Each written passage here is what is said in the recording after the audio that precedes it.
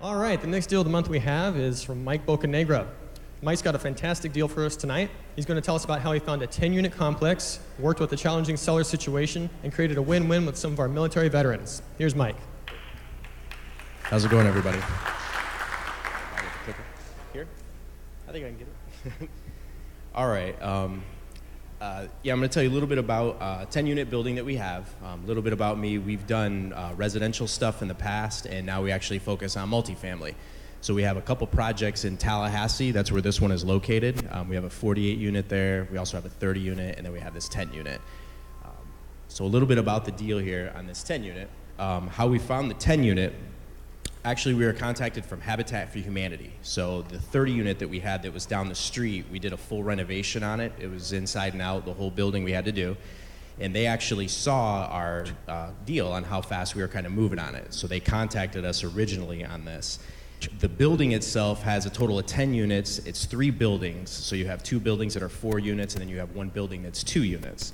So we had, working with them, that's how they actually contacted us. The Habitat for Humanity owns 6 of them, and then the other 4 units was owned by another servicing company. It was a bank, which I'll talk about here next.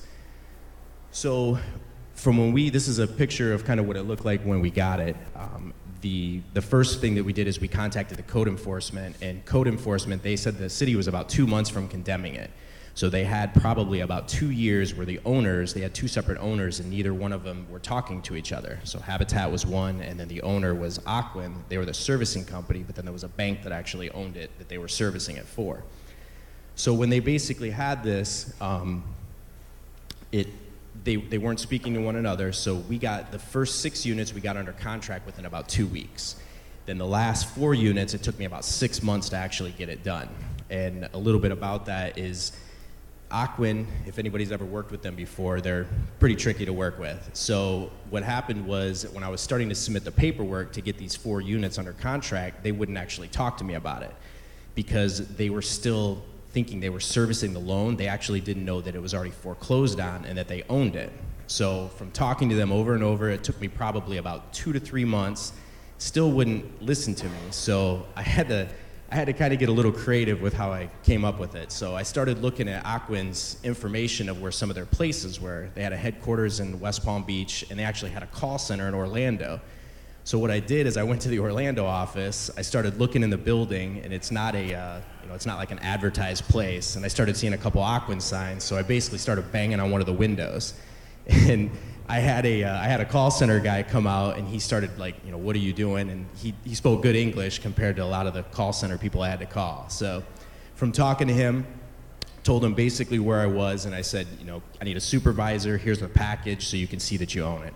Took about another month, and then finally from there we got everything figured out, and then we got everything done on it. So the place, it was a full repositioning. I mean, this thing was full ACs, plumbing, electrical, the whole thing. The roof was in good shape, and the foundation was in good shape, but the rest was everything else inside. 10 units, they're all 1 bedroom, 1 bath. We actually plumbed it so it had individual washers and dryers. We're renting them now for $650 a month.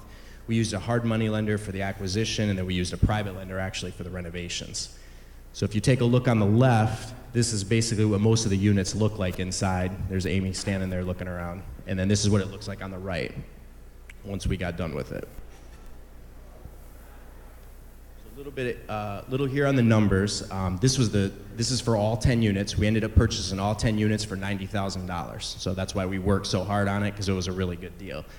The holding costs, basically our closing costs, figures going into it was $20,000. Our repairs, we were getting GC bids of around $300,000. We ended up getting it done for about $150,000. We kind of overlook everything when we go there.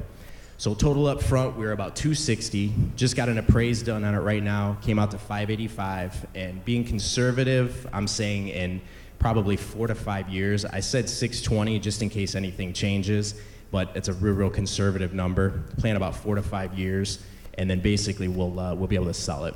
So we're looking at, even right now with the appraised value, we're a little over $300,000 that we did. But my main thing I look at is the passive cash flow. That's really why we do it, is we want it for passive cash flow per month.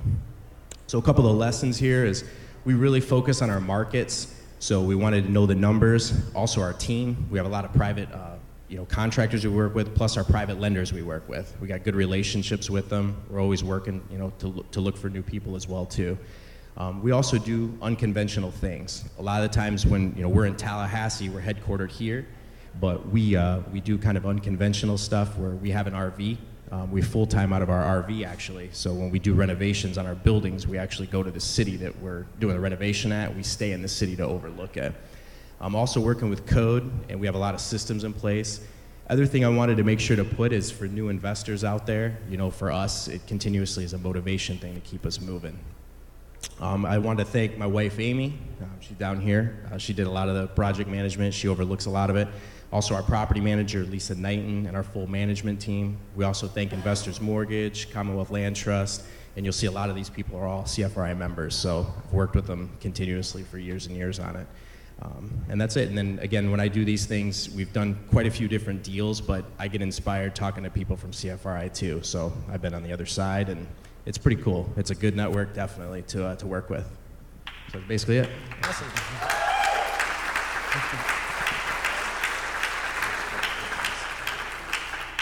Very good. Are there any questions for Mike?